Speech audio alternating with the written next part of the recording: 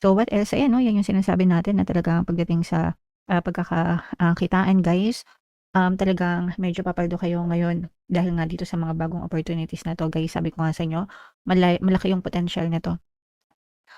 Itong mga bagong pagkakakitaan malaki yung potensyal nito, mga kapiksi at saka habang tumatagal 'no, parang habang tumatagal mas lalong kumikita kayo ng mas malaki sa current, income niyo kaysa dun sa current na, state niyo pagdating sa current circumstance niyo. Habang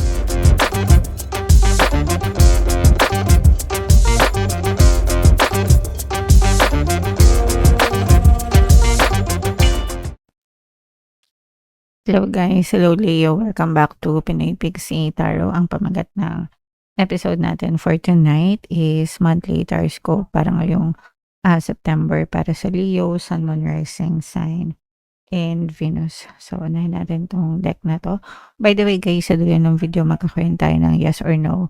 Pick a card reading. Ito yung deck na gagamitin natin. Pwede kayong magtanong ng isang tanong answerable by yes or no. Tapos titingnan natin yung sagot ng tarot sa inyo. So, sa dulo ng video yan guys, kaya make sure na panoorin nyo yung video hanggang sa dulo. So, unahin natin tong deck na to guys. Ito yung mga angel messages para sa inyo.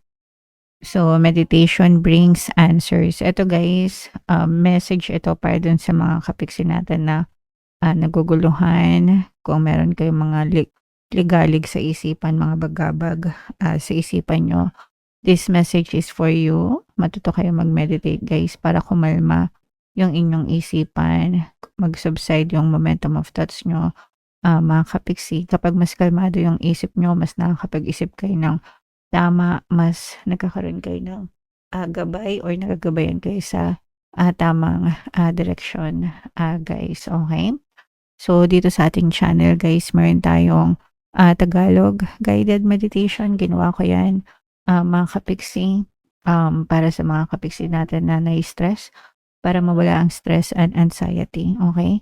So, hanapin nyo lang dun sa homepage natin, scroll lang kayo, Leo. Wow, so ito yung abundance, guys, no? I-claim nyo na to agad, i-mine nyo na sa comment section, mine abundance, mine kasaganaan, mine pagpapala, mga kapiksi, okay? So, i-claim nyo na yan guys. Ibig sabihin, bukas ang pintuan ng pagpapala sa inyo. So, palagi kayo guys na magpasalamat sa mga blessings. The more na nagpapasalamat kayo guys, the more na mas nahahatak nyo yung mga blessings at biyaya sa buhay nyo. Mga kapiksi, kailangan receptive kayo, no? So, kung mapapansin nyo yung image ng card, nakaganon siya, nakasala. So, dapat nakasala kayo sa mga biyaya guys, sa buhay nyo, Leo. Okay? Another message for you, Leo. Perfect timing. So, walang perfect time kundi ngayon, guys, para gawin yung mga bagay na gusto nyo, guys, no? Kasi wala namang nag-exist na time kundi ngayon lang. Yung past tapos na yun din yung nag-exist. Yung future wala pa. Today is the perfect time para sa inyo, para gawin nyo yung mga bagay na gusto nyo. So, wag nyong sayangan yung mga oras nyo, Leo. Right? So, yeah. Comment down below. Ito, i-mine nyo na tong mga abundance na to sa comment section, Leo. So, ito naman ay sa love, guys. Tingnan naman natin yung love messages for you, Leo. Kung ano lang yung makaresonate sa inyo, guys, take that message. So, meron tayong freedom. Yung iba sa inyo nagkakaroon na ng mga emotional freedom. Ito, guys, magre-resonate ito kung meron kayong mga negative emotions sa person nyo. Kasi, syempre, di ba, hindi naman naiiwasan na nagkakaroon ng away, nagkakaroon ng hidwaan sa pagitan ng mag-jowa, di ba? So, ibig sabihin nito, guys, nawawala na yung mga negative emotions between you and your person. For some of you, pwedeng nakakalaya na rin kayo sa mga toxic na relationship. So, magre-resonate ito kung nag-end na yung mga relationship nyo, guys. So, nagkakaroon na rin kayo ng some sort of freedom. Kung kayo ay in a relationship pa, mga kapiksi, hindi nyo rin dapat sinasakal yung mga jowa nyo, no? So, dapat meron din kayong kanya-kanyang freedom. guys, to do the things that you want. Hindi porket magjowa na kayo, pag-aari na nila kayo or pag-aari nyo na sila. Hindi ganon, guys. You still have your own, each other's freedom, Leo. Okay? Another message, ito ay true gem. For some of you, yung person nyo is talagang kayamanan nyo. Pwedeng true gem siya para sa'yo or true gem ka para sa kanila, mga kapiksi. So, mag-resonate yan kung harmonious yung relationship nyo with your partners, Leo. And another message, ito naman, guys, maaaring may mga chismis na naririnig kayo, no? Paninira, guys. Ito mas magre-resonate ito kung mga LDR kayo. Pero sometimes, guys, kahit hindi LDR na maaari kayong maging biktima niyan, mga kapiksi, kung merong it's either totoo or hindi totoo, pero mas maganda kung isettle nyo muna sa person nyo, yung mga naririnig nyo. Siyempre, dapat mas nagtitiwala kayo sa person nyo, mga kapiksi. Okay? So, bahala na sila kung nagsisinungaling sila sa inyo or hindi. Pero ang importante is you have to get it straight from your person, mga kapiksi. Dapat sila yung unang nagsasabi sa inyo and kayo din yung unang nagsasabi sa kanila. Alright, so comment down below, guys, if naka-resonate kayo, fans. So, shuffle natin to. Hanapin natin yung energy ng Leo, guys. Habang sinashuffle ko to, panoorin nyo muna yung video natin regarding sa ating paano mag-manifest ng abundance video course. Kapiksi, sawa ka na ba sa mga struggles at hirap sa buhay mo? Masipag ka ba at masikap sa buhay ngunit hindi ka pa rin umaasenso? Ilang beses ka na bang nag-attempt mag-negosyo at mag-invest pero palagi ka pa rin nalulugi? Sa pagkakataon na ito ay maaaring may subconscious beliefs ka na nagiging balakid sa iyong pag-unlad at pagyaman. Introducing, paano mag-manifest ng abundance video course. Dito ay matututunan mong ma-overcome ang mga balakid mo para tuluyan ka ng umunlad, umasenso, sumagana, maging matagumpay, successful at maswerte sa iyong kabuhayan, pera, trabaho, negosyo, salapi at kaperahan ng bonggang-bongga. Dali, mag-send na ng email sa pinoypixie@gmail.com at simulan na ang iyong pagyaman ngayon. Alright, so sa lahat ng gusto mag-avail ng course, guys, mayroon tayong paano mag-manifest ng abundance video course, paano mawala ang third party at magkaroon ng harmonious na relationship, paano pabalikin si ex, revise breakup. Sa mga interesado, guys, mag-send lang kayo ng email sa pinoypixie@gmail.com. And sa mga naghahanap ng pampaswerte, guys, mayroon tayong money shaker jar. Ito yun, guys, no? Super liit na bote nito, guys, pero super effective and super powerful.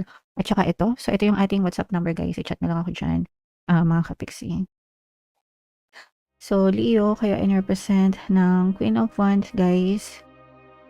So, latag muna natin, mga kapiksi. So, ito, guys, this is a very, very positive set of energies, mga kapiksi. Yung iba sa inyo, you're trying to reflect dun sa mga previous na decision na nagawa nyo sa buhay, no? Kumbaga parang pinag-aaralan mo, ina-analyze mo yung buhay mo ngayon, especially, guys, papasok na yung bare months, no? So, parang ito na yung time na check mo kung ano yung current situation mo sa buhay mo ngayon, kung na-achieve mo ba yung mga goals mo, kung meron ka pa bang hindi na-achieve for this year, mga kapiksi, kung same pa rin ba yung goal mo and gusto mo pa ba siyang baguhin or itutuloy mo pa ba siya by next year. So, marami kayong mga iniisip tungkol sa buhay nyo, ina-analyze nyo. Pero, nararamdaman din natin, meron din kayong mga pinagsisisihan, no? Parang, kunwari, pinagsisisihan nyo na naging tamad kayo ngayon 2026, pinagsisisihan nyo na hindi kayo naging decisive. May mga pinagsisisihan kayo, guys. And you're trying to improve yourself, no? Parang, mas gusto nyo pa mag-improve yung sarili nyo, guys. And okay lang yan, mga kapiksi, kasi dumadating talaga tayo sa time. Hindi naman tayo palaging positive, hindi naman tayo palaging active, guys. May mga times talaga na mag-i-emo tayo, madi-depress tayo, ganyan. Pero ang importante is huwag kayo masyadong mag-spiral doon. And after some time, balik kayo, no? Sa pagiging positibo, motivate yourself, and focus lang sa mga goals, mga kapiksi. Alright? So, may mga ganong klaseng realization kayo. Sa positive naman, ito, guys, may mga mamamanifest kayo na mga bagong opportunity pagdating sa pera or sa pagkakakitaan, guys, and malayo yung mararating nito. Malaki yung potential nitong mga bagong opportunities na to. Mga kapiksi, dadaling ka nito sa mas mataas na antas ng pamumuhay. So, pwedeng bagong trabaho ito, bagong pagkakakitaan, ganyan. And ini-enjoy nyo lang ito. Marami kayong makikilala dito, guys. Marami kayong makikilala, tapos marami rin kayong magiging experience, mga possible na experience, mga kapiksi. At saka, mas magdadala ito ng more money sa inyo, chance para mas makapag-ipon kayo ng marami, mga kapiksi. Okay? Yung iba sa inyo, I'm sensing na parang lumalabas na rin kayo, natututo kayong lumabas ng comfort zone nyo. Mga kapiksi, exploring new things, ganyan. So, tama lang yan, guys. Explore lang, mga kapiksi, kasi life is too short para ikulong natin yung sarili natin, di ba? So, explore lang tayo sa buhay hanggang sa makita natin whatever works best for us, Leo. Okay? Alright, so, yeah, malayo pa talaga yung mararating nyo, mga kapiksi. So, what else? Ayan, no? Yan yung sinasabi natin na talagang pagdating sa pagkakakitaan, guys, talagang medyo papaldo kayo ngayon dahil nga dito sa mga bagong opportunities na to, guys. Sabi ko nga sa inyo, malaki yung potential nito. Itong mga bagong pagkakakitaan, malaki yung potential nito, mga kapiksi. At saka habang tumatagal, no? Parang habang tumatagal, mas lalong kumikita kayo ng mas malaki sa current income nyo kesa dun sa current na state nyo pagdating sa current circumstance nyo. Habang tumatagal, mas lalo itong lumalaki, mas lalo itong yumayabong, mas lalong nagiging matamis, ganyan, no? And mas lalo kayong nakikilala. Especially, guys, kung ang goal nyo is makilala kayo, sumikat kayo, magkaroon kayo ng mga maraming followers, kung nasa social media kayo, ganyan, mas lalo kayong nakikilala, mga kapiksi. Okay? And for some of you guys, no, ginagantimpalaan din kayo ng good karma ni universe, especially if naging mabuti kayo, mga kapiksi, if you are planting mga good intentions talaga. Importante talaga yung good intentions, mga kapiksi. Alright? Now, dito naman sa love, guys, medyo nakatenga yung love life ng iba sa inyo. Meron kayong mga unresolved issues ng person mo.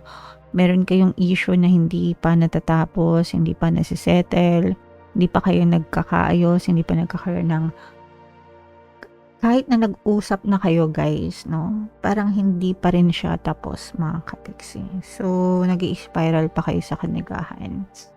So, wala pa ditong acceptance and forgiveness, and nakaka-apekto yan sa daloy ng relationship nyo, Leo. So, if meron kayong kailangan i-settle sa person nyo, kailangan i-settle nyo yan once and for all, kasi if hindi nyo yan masettle, mga kapiksi, yung duda, nandun lang yung doubt, magiging yan, parang anay, no, na unti-unting sisira ng relationship nyo. So, you have to settle once and for all yung mga issues nyo with your person para hindi na siya lumala, Leo. Okay? Alright, so yeah, comment down below, guys. Ito, i-mind nyo na itong mga paldo-paldo sa kaperahan, malayong mararating, mga kapiksi, mga no opportunities sa money. Yan yung magagandang energy na nakita natin para sa inyo, Leo. And for more tarot readings, ito yung playlist nyo. Ito naman yung ating success stories, guys, ng ating paano mag-manifest ng abundance video cards. Panoorin nyo itong video natin, guys, about money shaker jars. Thank you for liking, sharing, and subscribing. See you next time, guys. I love you all. Have a nice day. Bye-bye.